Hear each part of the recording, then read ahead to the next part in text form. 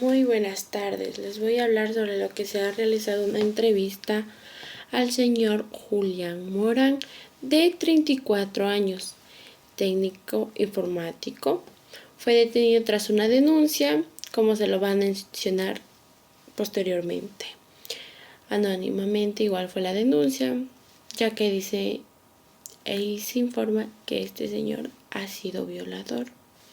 Entonces vamos a escuchar la entrevista de cómo trata, cómo ha pasado y qué ha pasado con el señor Julián Morán y a qué se cree que sea debido que él realice estos actos de violación. Como nomás el título de esta entrevista se llama Entre la sombra y el deseo, psicopatología de un agresor sexual. Vamos a ver a continuación la entrevista que se le realizó, como les había mencionado, al señor Julián Morán, de 34 años. No nos los perdamos, así que vamos y escuchemos aquella entrevista. Los invito con todo. Una pequeña introducción. El presente informe se basa en el análisis psicopatológico forense del caso ficticio del señor Julián Morán, un hombre de 34 años detenido por la comisión reiterada de delitos sexuales contra adolescentes varones. A partir de la evaluación clínica que se le ha realizado, en entrevistas y revisión de antecedentes, se exponen los elementos psicopatológicos implicados en su conducta delictiva sexual, articulando teorías y criterios diagnósticos desde psiquiatría criminal, el perfil clínico y psicológico del agresor. Julián Morán presenta una combinación de factores criminógenos significativos: historia familiar disfuncional, negligencia afectiva, aislamiento social y consumo temprano de pornografía violenta. Se evidencia rasgos consistentes con un trastorno antisocial de la personalidad, como impulsividad, desprecio por normas sociales y ausencia de remordimientos. Además, se identifican conductas propias de un trastorno parafílico tipo pedofilia, caracterizado por fantasías sexuales persistentes con menores de edad, que el agresor racionaliza mediante distorsiones cognitivas, como la negación del daño y la minimización del consentimiento de los afectados. A ello se suma un componente de sadismo sexual leve, presente en la obtención de placer ante la humillación o resistencia de las víctimas. A continuación, veamos la entrevista. El modo operandi y elementos psicopatológicos en esta entrevista.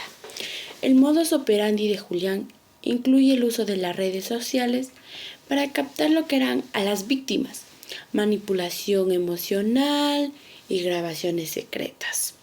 Sus conductas revelan una evolución sistemática del delito, donde las fantasías sexuales fueron cada vez más elaboradas, reforzadas por el acceso frecuente a pornografías de contenido extremo. Se observan también las siguientes distorsiones cognitivas, según el modelo de Klein y Schindler, 2003. Justificación del acto como interacción afectiva. Minimización del daño, ellos lo buscaban. Así nos informa y nos dice, ¿no?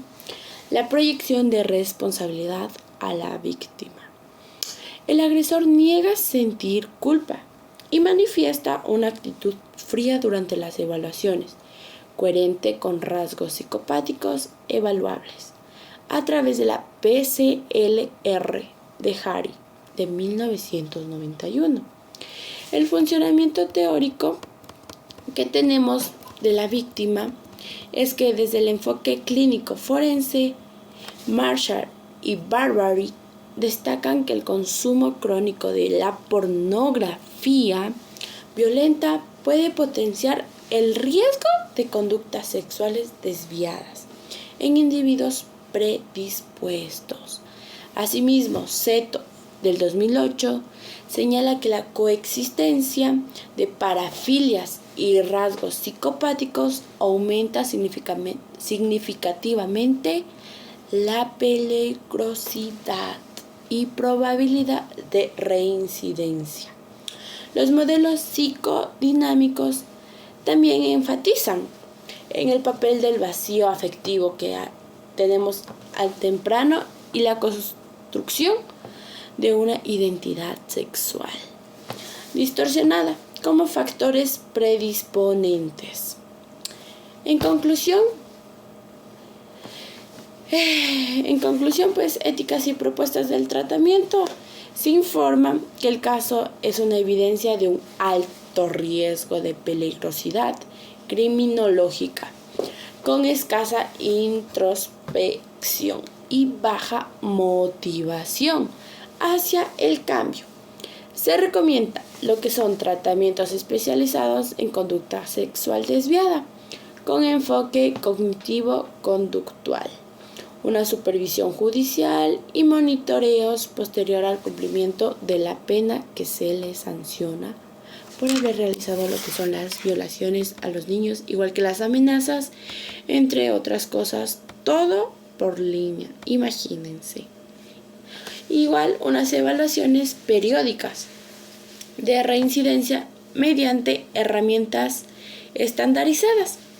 Desde una perspectiva ética se subraya la necesidad de estrategias de prevención primaria y detención temprana, de factores de riesgo en la adolescencia, así como de la formación profesional en el abordaje interdisciplinario de estos casos. Sin más que decir, ahora sí les dejo con la entrevista. Les he dado lo que es un pequeño informe, un pequeño resumen o una pequeña abreviación para que sepan de qué va a tratar el tema de la entrevista con el señor Julián Morán. Entonces, sin nada más que decir, pues ahora sí, vamos. Julián Morán, 34 años, técnico informático, fue detenido tras una denuncia anónima. El análisis forense reveló evidencia de abuso sexual sistemático contra adolescentes varones, muchos de ellos captados mediante redes sociales. Hoy analizaremos su perfil psicopatológico, buscando comprender qué hay detrás de su conducta criminal. Julián, ¿puedes contarme cómo fue tu infancia? Mi viejo era alcohólico, mi vieja trabajaba todo el día, yo estaba solo, siempre me refugiaba en internet. ¿Cuándo fue que comenzaste a tener fantasías sexuales con menores? No sé, desde los 20 supongo, pero no era algo malo, eran solo pensamientos, ellos también buscaban atención. Julián presenta distorsiones cognitivas graves, como la minimización del daño y la racionalización del abuso. Además, manifiesta características de trastorno parafílico tipo pedofilia, acompañado de sadismo sexual leve. Dime, Julián, durante los actos, ¿experimentabas lo que era placer con el sufrimiento de las víctimas? El sufrimiento es parte del juego, si lloran es porque no entienden, pero después a veces se callan, me miran distinto. Julián, ¿has sentido lo que es la culpa después de algunos de los encuentros que has tenido últimamente? La culpa es para los débiles, yo solo actué según mis deseos. El perfil clínico de Julián combina rasgos psicopáticos, frialdad, falta de remordimiento, con trastornos antisocial de la personalidad y de conducta sexual parafílica recurrente. El uso intensivo de pornografías extremas desde la adolescencia actúa como catalizador de sus fantasías. Según Seto 2008, los agresores sexuales que combinan parafilias con rasgos psicopáticos presentan alta reincidencia, Masla y Barbari, 1990, destacan que las distorsiones cognitivas actúan como justificación mental del el caso de Julián Morán. Nos enfrentan a los límites del tratamiento y la prevención. Su perfil indica alta peligrosidad y baja probabilidad de remordimiento. Estos casos requieren tratamiento prolongado, con un control judicial estricto. La intervención temprana, desde lo educativo y clínico, es la única vía posible para evitar que la fantasía se convierta en crimen.